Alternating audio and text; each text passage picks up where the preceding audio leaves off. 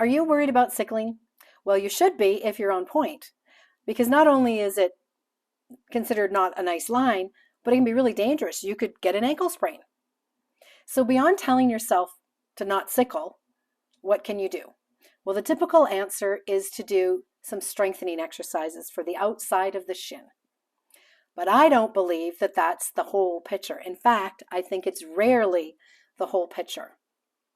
So please check out this video about the common misunderstandings that might cause somebody to sickle when they're weight bearing, such as in a rise.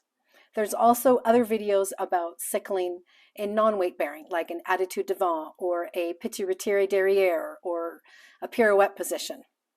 Why might you be sickling? Is it always just a weakness that strengthening is the answer? No, not at all. So please check out this video and the others associated with the To the Pointe Beyond Exercise program. There's lots of little excerpts for you to check it out and see if maybe this course is something you want to do for yourself or for your students. Okay, I hope you're ready for it. We're going to now do our big discussion about sickling. First of all, what is a sickle?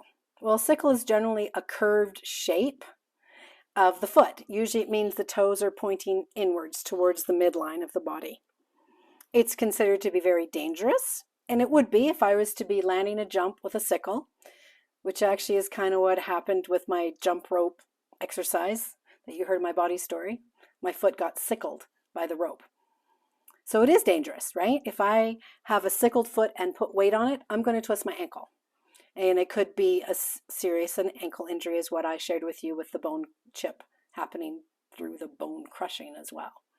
Okay, so it's considered dangerous. It's also considered ugly because traditionally we love the nice long lines where the foot is continuing the line.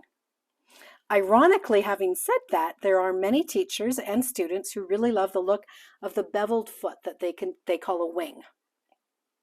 Generally, that's only used in attitude devant, attitude derrière, or arabesque. I would caution all of you though, if you really are, 11, 12, 13 watching this and you're new to point work, okay, please don't do the winging. Just wait till you're established on point before you start doing too much winging, unless you're a super keen student and you're getting super sensitive and you can feel when you wing and when you don't. So be careful of it. A lot of people who wing also wind up maintaining that position and then therefore they roll. I hope the lessons to come will help break that habit. I personally am not a fan of a big wing. I don't mind it as a slight wing, but you can see, and I'll share some pictures where you can see the different degrees of winging. See what you think, okay? So back to just a sickle.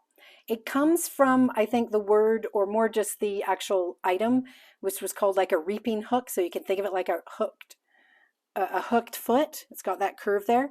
And there's a slide there showing it like the actual utensil they used to cut things down. And it used to be on the flag of the Soviet Union, actually. All right, so sickle's been around for a while, and I guess somebody, whoever first looked at that and went, oh, don't make that shape, it looks like a sickle, it got stuck as being a word that we use in the dance world. And it's generally considered something you don't do.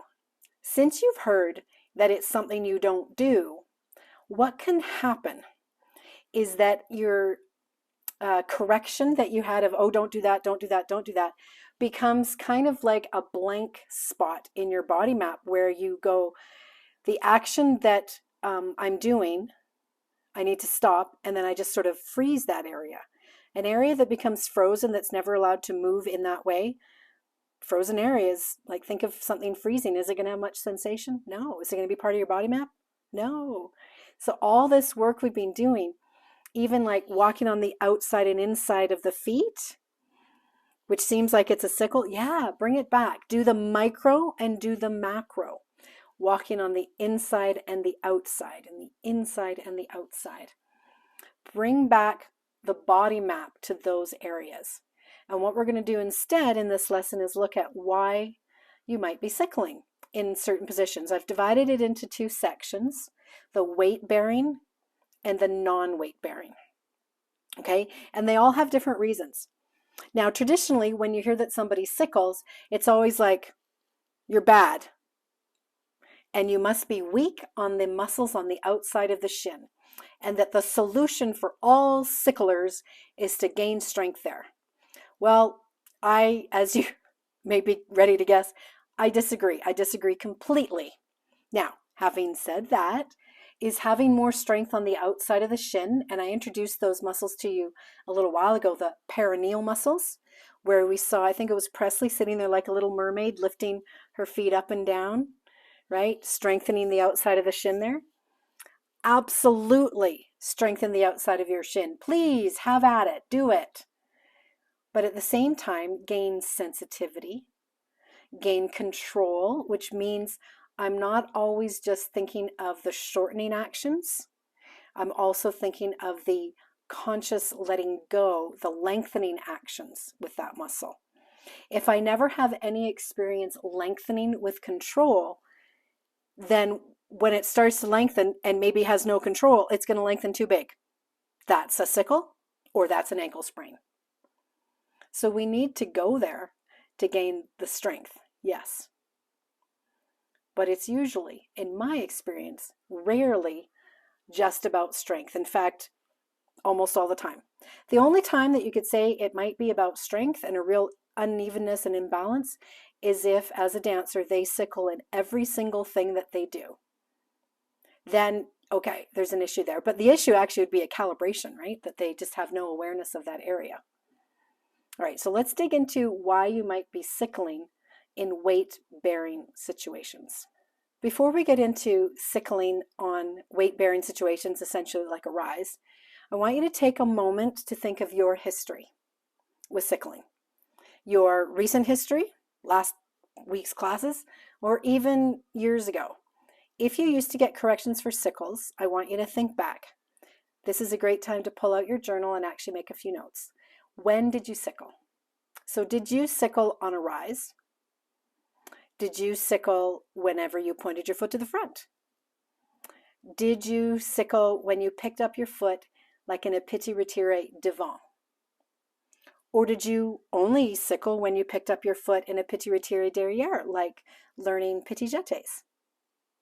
Did you sickle when you brushed your leg up to an attitude devant? Or did you only ever sickle when you were learning and doing retiré devant, like for a pirouette or a développé? Did your foot sickle when you were unfolding from that retiré to stretch devant in a développé? So make a note. Where, when, how long ago did you sickle? If you don't sickle anymore, that's awesome. And make note of what you said to yourself to stop the sickling.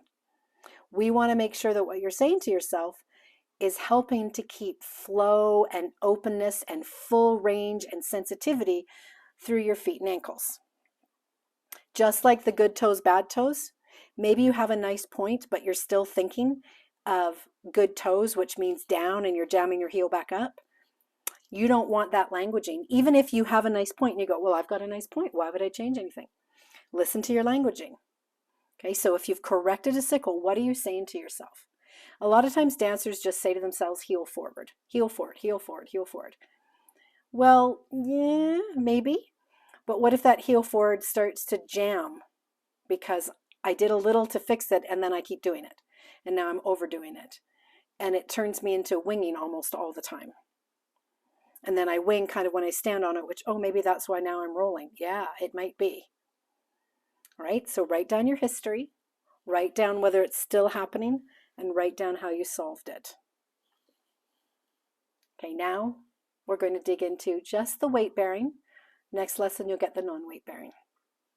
All right, so if we just look at sickling on a rise, it is true that a possible cause would be if you have a stiff big toe. If you're trying to always go up as high as you can and you get stuck by your big toe, then you might shift out to try to find the mobility and the acceptance of your weight in your other toes.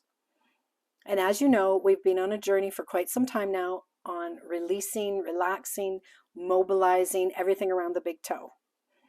Really, actually, not just so you can rise to a high 3/4 point, but so that you can do the toe sloshing enough effectively without pain because that's going to be an action that's going to be developing the actual arch and structure of your feet. So people who have flat feet, you need to be listening to that one, of course, right? You want to actually develop and lift the arch. Those of you that have high arches, sometimes called banana feet because they're so curved, and they're traditionally also quite weak and floppy. They don't have the integration of strength. Well, that's because the reflex is still on. All right, so you also need this as well, even if you have the flexibility in the big toe.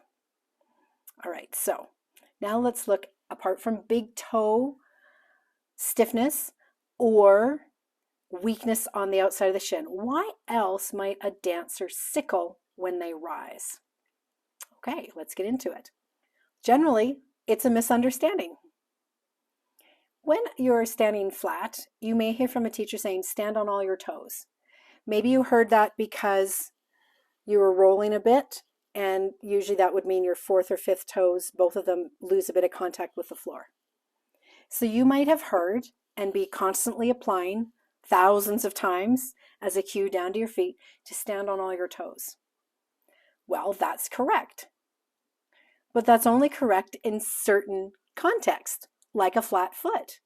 It's not correct when you're standing up on your 3/4 point. You no longer stand on all your toes. So what if you thought you were supposed to stand on your toes? And then you get a correction of a sickle. But then you're busy going, yeah, but you told me to stand on all my toes. When I stand properly with no sickle, my baby toe just kind of dangles there. Maybe my fourth toe dangles.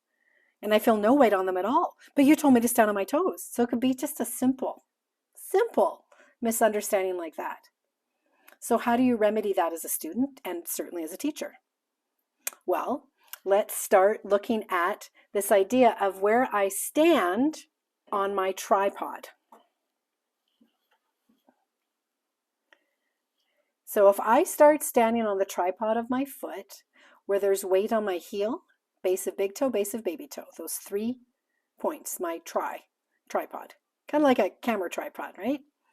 When I'm on a flat foot, all 3 points receive weight. As soon as I go into a quarter rise, there's no more weight on the heel point. I'm on 2. Now, as I continue to rise up, I will, at some point between half and 3/4 point, no longer have pressure on the baby toe point. Why? Well, it's actually not in line with your big toe point. It is further back, closer towards your heel line. So as I peel up to go higher and higher, it's no longer going to be on the ground. If I don't know that, I may be trying to keep those 2 points of balance down. Now, I may be trying to keep those 2 points of balance down because I think I should, or I could just be doing it because I have an instinct to have as great a surface area as possible on the floor, right? So balancing on something this small and on this small, which one would you choose? Well, I'd choose the bigger one. So by having more toes on the floor, we know instinctively we have a bigger base of support. Wouldn't we want to do that? Probably. Unless we realize that bending of all the toes to keep the base of the baby toe on the ground, or a bigger base of support, also takes us off the vertical and no longer is gravity helping to line us up. So we kind of have to choose more surface area or vertical alignment. And I think teachers listening, but students, tell yourself too, which one do I want to choose? Work with gravity or have something bigger to stand on? Well, if you're fighting gravity, gravity will always win. Always. So no matter how big a surface area you have, if you could have the surface area the size of North America, but if your building's tilted, gravity's still going to win. Okay, so vertical always needs to be prioritized when we're looking at balance because gravity pulls in the line of vertical. So a smaller surface area, but vertical wins. And we do that. So what we have to look at is, when do I go from peeling the heel point off to peeling the baby toe point off to only being on 1 out of those initial 3. So I do slow rises and I start and I go 3, 2, 1, 2, 3. And I kind of count them down and count them on depending on where I am on the rise. I suggest you try that. Start with 3. Start to rise. As you continue to rise, when does it become 2? Well, immediately, actually, as soon as you start. But the most important point is, when does it become from 2 to 1? When does the baby toe point come off? Because I'm keeping the purity of alignment between my big toe and second toe, not because of where I'm wanting to stand, but because of I'm wanting vertical. Where is that? Where is that point?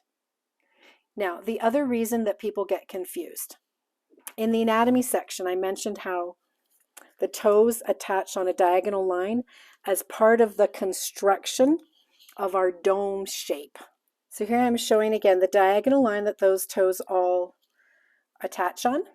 So if I think of bending them all equally, I'm going to be bending on a diagonal line. So instead of bending on a straight line, it's like I'll be bending across a diagonal line. I'll be bending up following. Okay, so if I'm going this way, it'll go straight. But if I think of it as a pivot point here, the base, those diagonal lines, I'm going to be folding this way. I'm going to keep folding out, bending the base of all my toes, not realizing that the metatarsals attach to the tarsals on a diagonal, and so do the base of the phalanges, and therefore I'm rolling this way, trying to bend all of my toes with equality. Now, so much of dance has this idea of equalness, but in the feet, that's not the case. Not all the toes get to be bent equally unless I'm pushing out to a sickle to actually work on that mobility.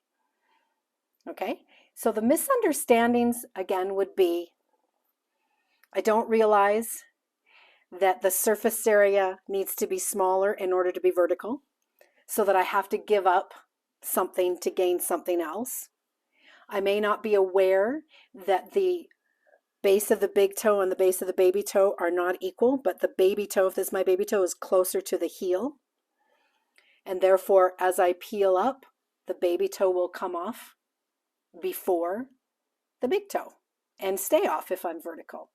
Or I may be trying to keep the bend equal through all my toes, or I may even, as far back as the very first point, think I'm supposed to keep all toes on the floor, because when I'm on flat, I'm supposed to keep all toes on the floor. So what's good for flat must be good for demi-pointe, and not realizing there's a context for that comment and there's a context for that comment, and it's not the same. Things change when you move. Go figure, hey? All right, so assess your own rise. Why, if you have a history of sickling, why might you have done a bit of a sickle? What misunderstanding might have been embedded in you? And I hope that's cleared it up. Now, having said all that, there are times, and I'm going to ask you to practice, rising with a bit of a sickle and coming neutral, coming down. Going up neutral, coming down with a sickle. That whole idea of know your pathway, know how to get home no matter what pathway you took. If I never sickle with weight, like in a rise, then I'm never learning how to lengthen the muscles during a sickle with my conscious control. If I never do that, I have no experience there. I've never gone there. I don't know how to come back from it. I'm more susceptible to injury if I've never gone there. Please don't worry that you're patterning yourself to go there, because it is a pay attention moment. Think back to how you practice. If I have my intent, my clarity of intent and my attention, and I know I'm doing this to go, I know I'm sickling, I know I'm coming straight, I know I'm straight, and then sickling down. Then you're doing it to pay attention. You're doing it to dial up your sensitivity, not to embed a habit. So sure, do more straight vertical rises than ones with sickles. But if you've never done the ones with on purpose sickles or wings, they might actually be the ones you need to do more of right now if you're really working at developing greater sensitivity. Okay, so I hope that makes sense for some sickles on a rise. The last piece that I'll drop in right now that requires a lot more explanation, and of course it's coming, but I like to plant little seeds so it's not like a big idea and all this stuff all at one time. Is that another reason people sickle? Is that their brain is in a stressed state. No longer are the two sides of the brain talking together, but you're stressed. And the thumb and fingers work in opposition. So do the big toe and the second toe. And that functionally needs both sides of the brain to be active. So sometimes dancers sickle because they're in a stressed brain state. Now, in the weeks to come, of course, I will share with you some solutions for that. What do you need to know right now?